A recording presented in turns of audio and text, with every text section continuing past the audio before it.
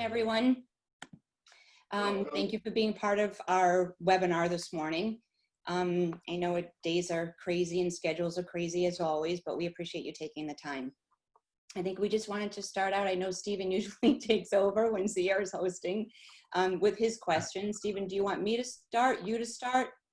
Go ahead, Lisa, I'm good. Okay, so first of all, how is everyone is the famous question of everyone's day, and we're all, you know, everybody makes the face and shakes their head. But Jane, how's everything with you? I'm good. Staying safe, staying positive, trying to move forward, and not bring any negativity in my space here.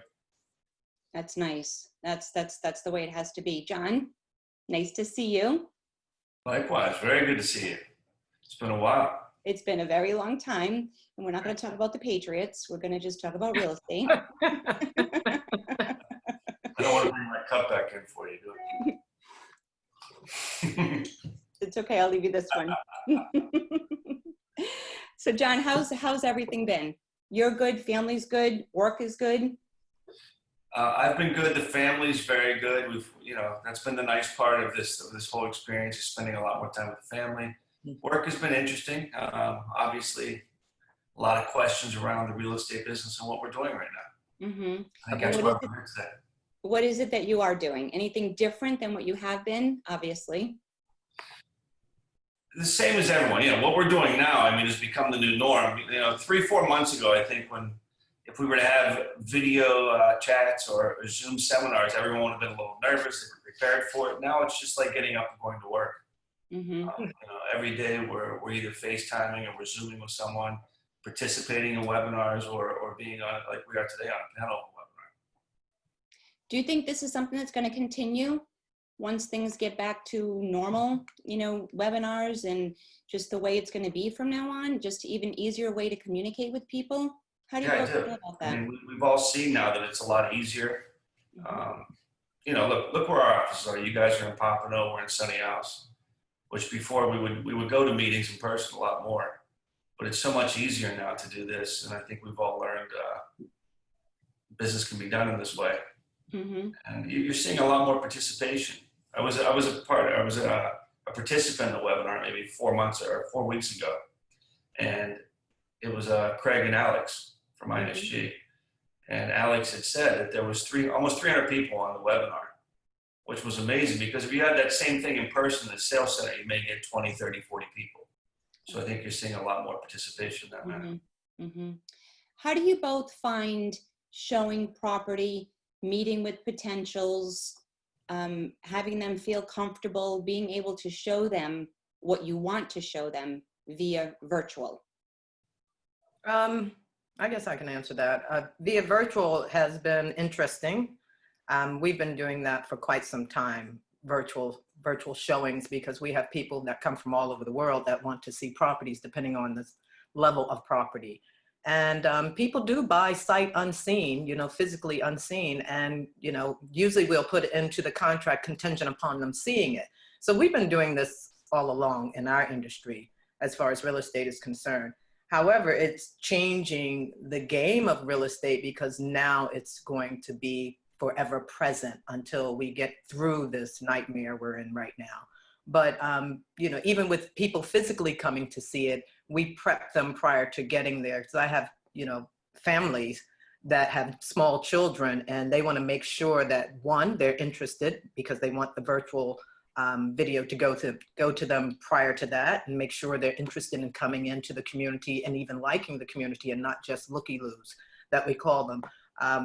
And we're just saying to them, listen, we need you to definitely wear your mask. We're practicing social distancing. They have a young child at home, and you need to wear gloves and masks. And even if you do, we're touching, as the representative of the listing, we're touching everything, and we ask that you do not. And if you have any questions, we'll answer them on the spot, and then we'll go outside and take care of any questions that you may have, just to minimize the traffic in the home. So that's how we're handling it. Do you find business local still? I know there's a lot of talk of Northeastern folks moving down this way, or talking of moving this way to feel safe. Do you find that has started yet?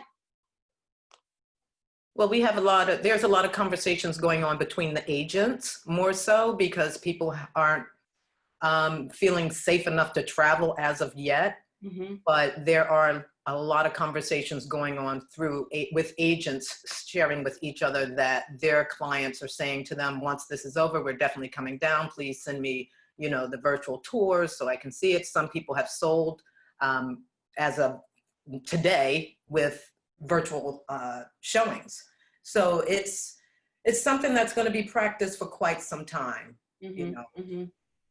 John, how about you? Obviously there's no foot traffic coming through the door, but with your project that we'd love to hear about, do you find inquiries coming from locals, or are you still getting people interested virtually that are away in a different state? And if so, where is that state? The inquiries have been good recently. I think a lot of people are at home and they're searching on the internet and they're asking for information. It's still been for us, the Latin American buyer and locals. We really haven't seen the Northeast yet.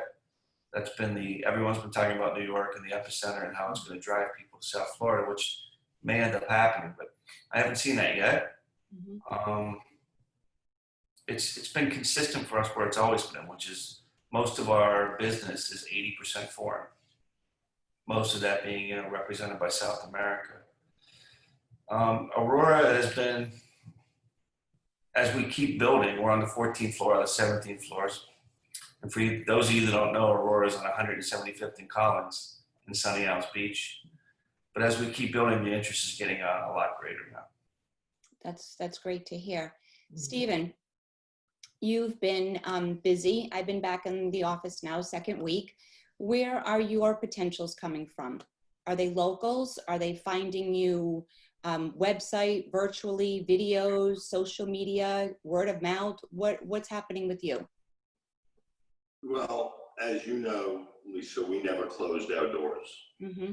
We could not imagine being able to service our existing clients, deal with deliveries of buildings that are brand new that we've installed, lobbies and public spaces, and clients whose buildings never shut down. So for us, it was full throttle. We were very blessed and fortunate this week to get a green light on doing all the public spaces at John's new project, which we're really excited about. And if Roman is watching, hi Roman. We've gotten 3 new residential jobs in the last week. And it really continues to be a mixed bag. And then 2 weeks ago, in the middle of everything, we were contacted on FaceTime by people from Mexico. And they hired us just over the sort of FaceTime and saying hello. I am totally a firm believer that when the planes start really full force, and they haven't yet, I think, and I've said this for weeks, really when this whole thing started, I believe the Northeast, I don't care if it's New York, New Jersey, Philadelphia, I think there is going to be an exodus like never before. Being a New Yorker and born and raised, and being on the ground after 9/11 for our clients that I had to go up and do an insurance assessment, between 9/11, the financial crisis of 2008, and now this, I believe this is going to be like Moses taking the Jews out of Egypt. They're not going to have to worry about selling their existing real estate. They're going to come down here and maybe not even buy their end location. They're going to buy something fast and hard, something that they could move into tomorrow or soon, because I think they've had it. I've had a lot of calls. One of our dear clients, and I won't use his last name, Roy, who we recently finished a magnificent oceanfront condo, called me last Friday and he said, get me a maid as quickly as you can. I haven't been in the apartment in 4 months. I've been locked down. He actually hired a driver to drive him to Florida. He wouldn't get on a plane. He wouldn't get in an Uber, but he had a driver that he's known for years that he trusted. And he just came down. He said, I can't be locked up anymore. New York is horrible, and the whole Northeast is like that. So we spent the evening, we took a ride up to see a piece of property in Stewart, Florida the other night. So it's about an hour and 15 minutes north of here.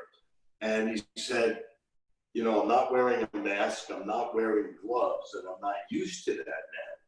He said, up north, we didn't make a move without making sure we were protected.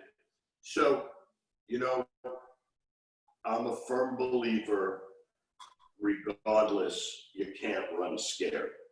Scared is a bad place to be. You need to be positive about your business.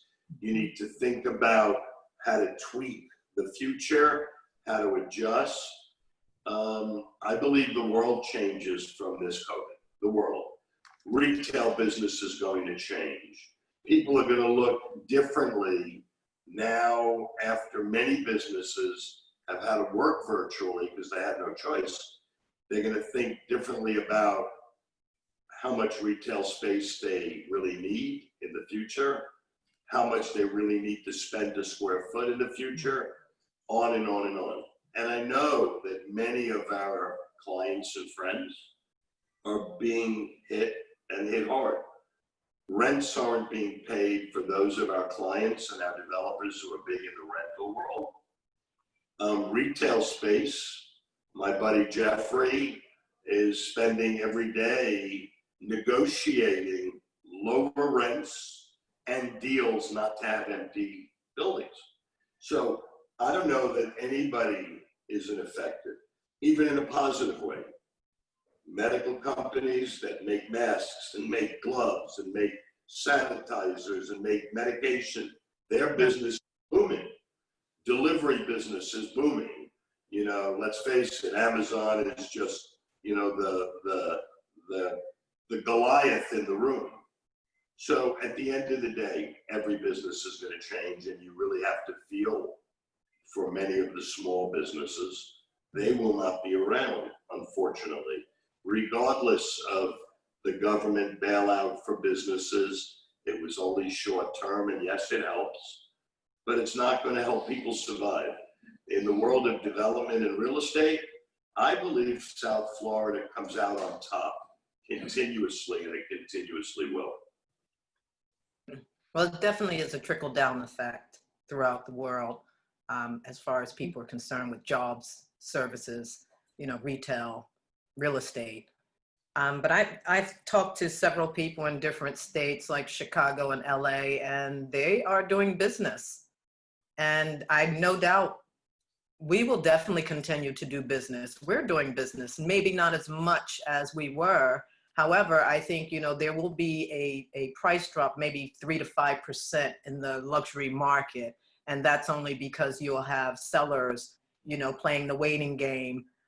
You'll have buyers out there being hungry to buy new property, and we'll have a shortage of inventory, especially on the West Coast where I am, because we're not so big. I mean, you're metropolis over there, and you have inventory for days.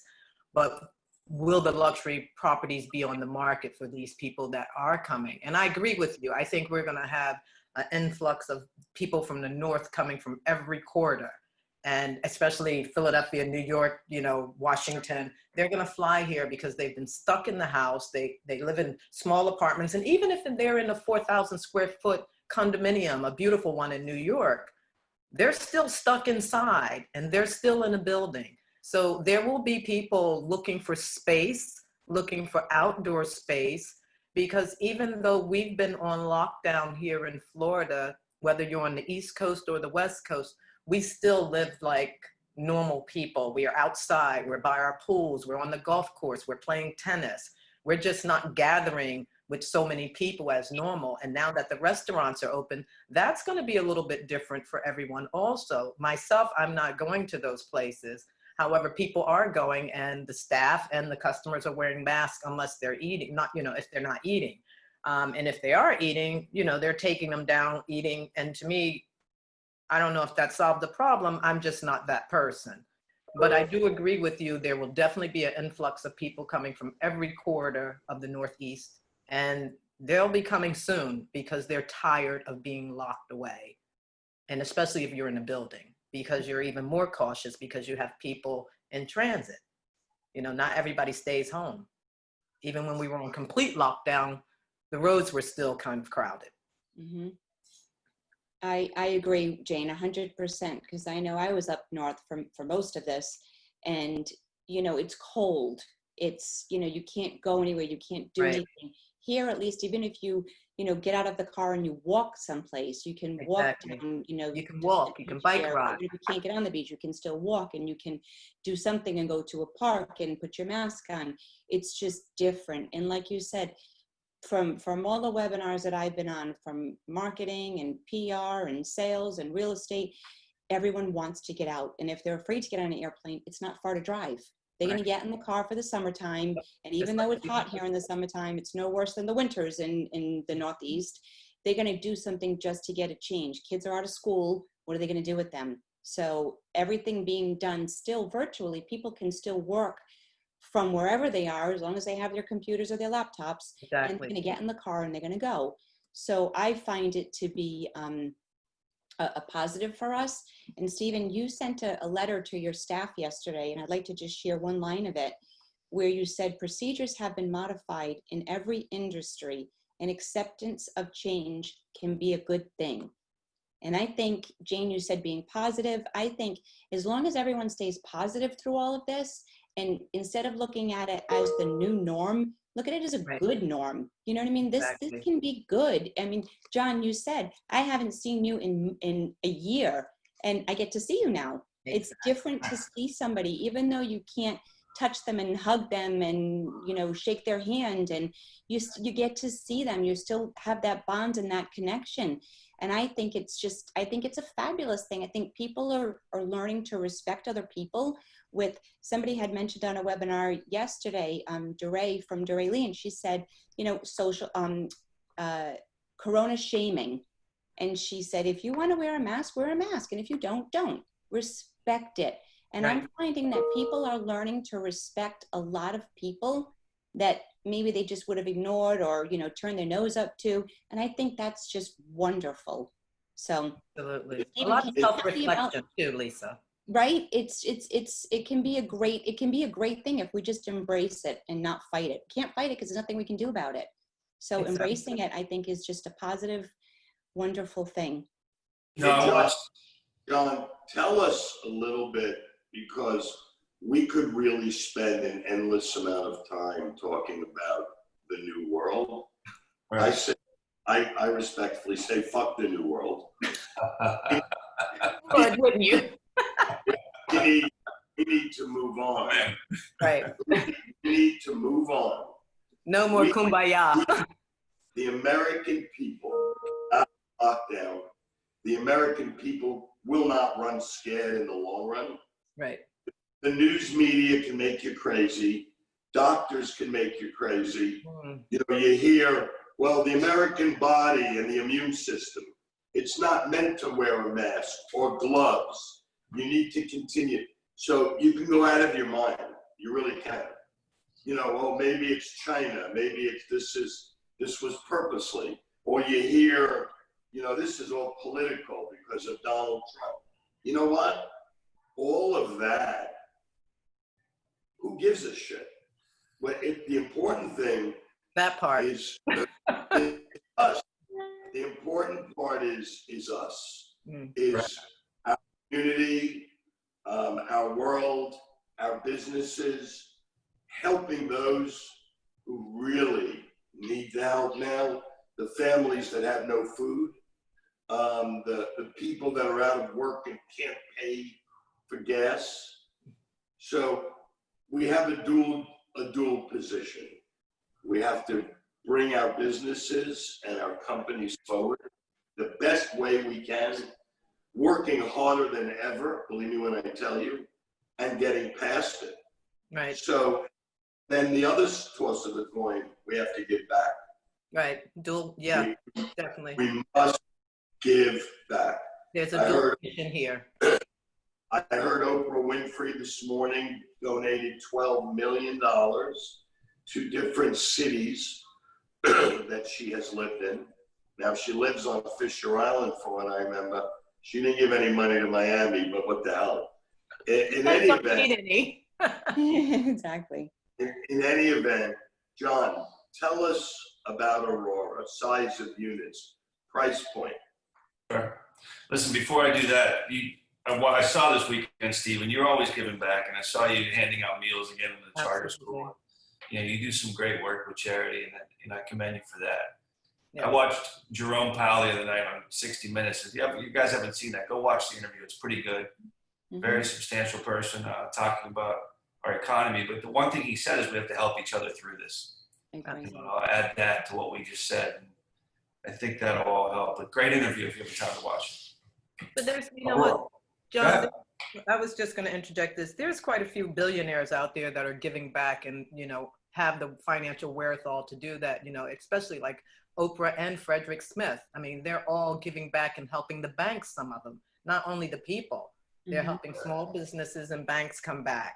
So, you know, those people are out there and they're in full force. And just a few names we're mentioning right now, but there's quite a few of them out there doing good, including Mr. G. All right. Aurora Sunny Isles Beach. As Stephen just said, we're privileged now to have Stephen as part of our team. Just as of this week, he's going to be doing our public space and common areas. So that's going to be fantastic. But Aurora is located in Sunny Isles Beach on 175th and Collins. A lot of people know that site is the old Denny's. That's our landmark, directly across the street from the ocean. It's only 62 total units, 61 being residential, and we have a commercial unit that was sold. Very high end, 2 and 3 bedrooms, 10-foot ceilings, private elevators. It's going to be a fantastic building. It's the opposite of what's being built in Sunny Isles now. It's a very boutique, quaint building on the west side of Collins. We're the first building on the west side of Collins in over 10 years. So if anyone needs any information, our sales center is at 176th in Collins, 17600. Come on by anytime. You can visit aurorasunnyislesbeach.com, our website, and you'll see a live construction cam on there so you can see the progress that I spoke about earlier. John, price point. Price point, right now starting, our 2 bedrooms are starting from the mid-9s to $1.3 million. And we have 3 bedrooms starting from $1.4 million to $1.7 million. 3 bedrooms, a great unit. It's a large unit, 2,150 square feet on the northeast corner, partial ocean views, 3.3. Price per square foot, John, because that's how the entire world relates. Isn't that amazing? Price per square foot right now is averaging in the low to mid 7s. Not bad. So in reality, John, if I get this right, you're one road to walk to the beach because you're right opposite the ocean. And on oceanfront property, you are between 300 and 500 a square foot less. Roughly, yeah. If you look at our presentation, we have that in there. Oceanfront property now, the new construction has been anywhere from 900 a foot to 1,500 a foot. Ultra luxury, starting at usually around 2.5 and up, upwards of 10, $20 million for some of the penthouses. So we're a very unique product. And as Stephen said, directly across the street from the ocean, you're able to walk, there's public entrances. What we have set up in our building is our pool attendants will take the things to the beach for the customers. Nice. When they're done, they'll call the concierge and we'll come back and get them from the customer. So it'll be a very easy process for them to go to the ocean. That's nice. Nice. That's a great price point, John. I mean, you're nestled in between several other, you know, beautiful buildings up there. And with that price point, you should do well. I'll definitely be coming to see them. Bring those West Coast Especially being vibes. a boutique right now. I think being a boutique right now is a big plus for you. Absolutely. Is the sales center open if they call you for an appointment or by appointment only? The sales center is open. We reopened on Monday. We were working virtually or by appointment. We would come in occasionally. But we came back Monday full time. Great. And Jane, you're with Compass. Yes, I am. and you basically go between the west coast of Florida and the east coast, Yes. as all the big boys, as they call them, shut down for Corona. I don't think there was a real estate firm that was really open. Everybody was locked down, working virtual. Absolutely. Ownership was having, or management was having, Zoom call after Zoom call, Yes. talking about direction. So I am sure that Compass is getting ready to sort of let their tentacles come back out, and everybody knows that Compass is probably one of the leaders in technology Absolutely. as it relates to the real estate world. So I'm gonna leave you guys by telling you a great story, unless Lisa's telling me we have more time. You can go a few more minutes, and I'd like you to, I mean, I know the story, but it's fabulous. The art fixture behind you, the piece of artwork behind you is extremely appropriate. Absolutely. I've been looking at that. Mm-hmm. So tell us a little bit about that piece of artwork. Get there, you know what, I can do that now. So this is an original Leroy Neiman, and it is the Statue of Liberty. And it's the real deal. And most of you who know me know I have this crazy affinity to collecting art. It's been a passion of mine whenever I started to get off the minimum wage program. And at the end of the day, I just have done every Zoom from this location because it just hits home for me. But this morning, and I can forward it to you, somebody sent me a recent George Carlin segment on germs. And I sat there, and as crazy as he gets at times, he hit home so greatly about the germs. And he said when he grew up in the 1940s in New York, all the kids used to swim in the Hudson River, like you would see on the Little Rascals, the TV series that was on. I'm so much older, it's terrible. You know, Hunt's Hal and the boys. So anyway, he said we swam in the Hudson River in feces, in just disgusting, polluted water because we had no choice.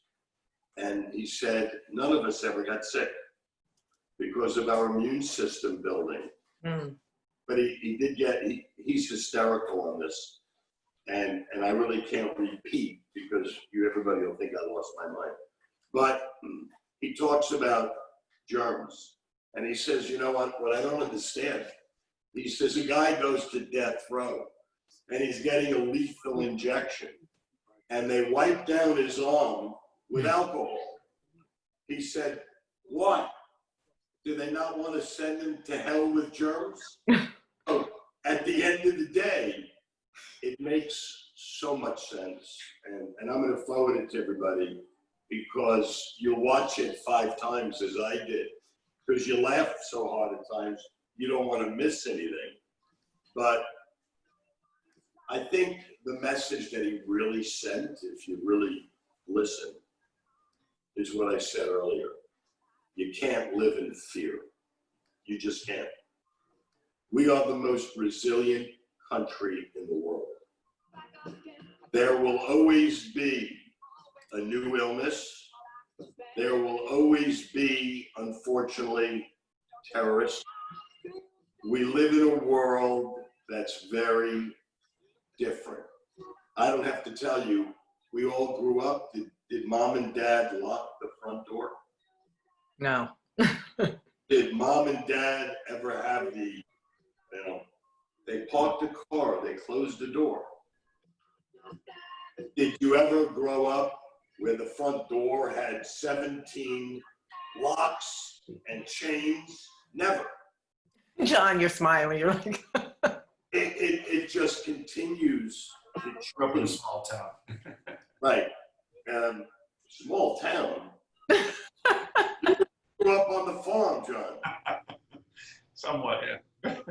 So when you think about it all, we were never afraid to send our children to school. right. And somebody made another comment on one of the talk shows. The best thing that came out of Corona is there hasn't been a mass shooting in a school. So look how people relate to the world. I feel the worst about our children in this country. And I tip my hat, as I always do, to the first responders.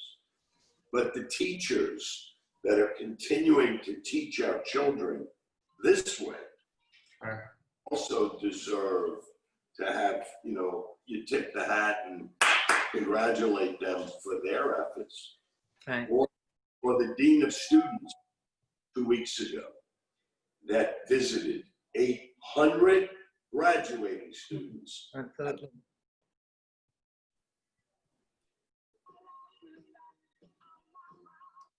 It's amazing, really amazing that what comes out of bed is so good. People step up to a plate. People are willing to help.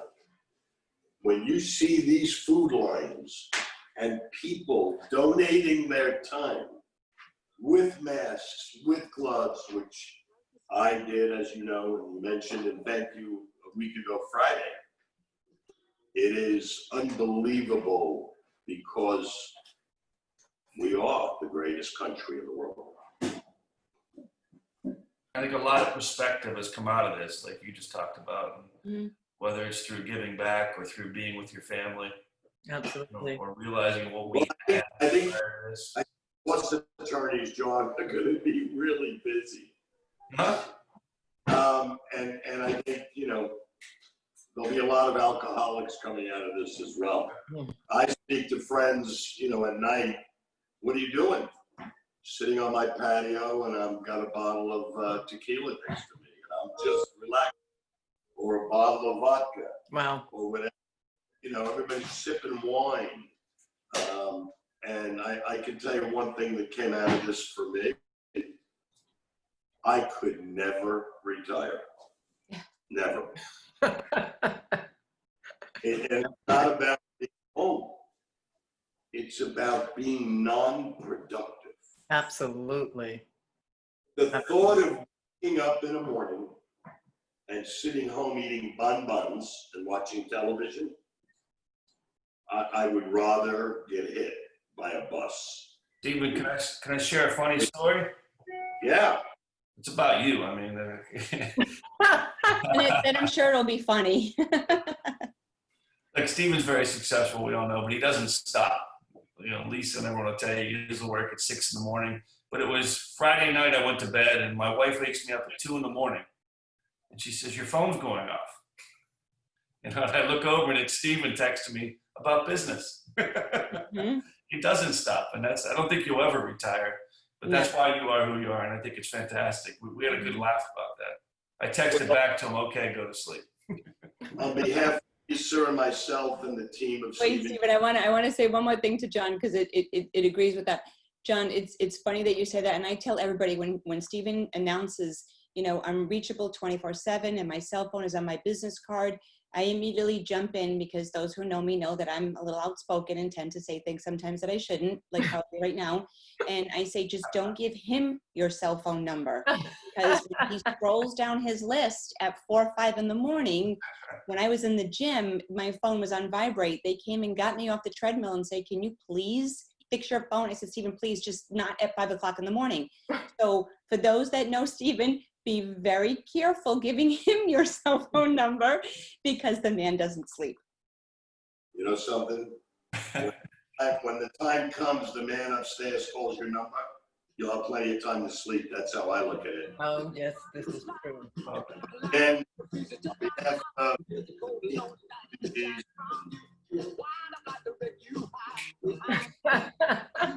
thought it was fitting. Thank you so much for being with us this morning. I would say stay safe. I'm so tired of hearing that.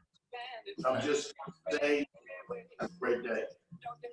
Thank you. Thank you, everyone. Thank you for taking the time to join us. Absolutely. John, I'll be seeing you soon. Thanks, Jane. Be safe. Absolutely. Great price point. Take care. Bye, ladies. Bye, guys. Bye, thank you. All righty. Bye, ladies. Yeah.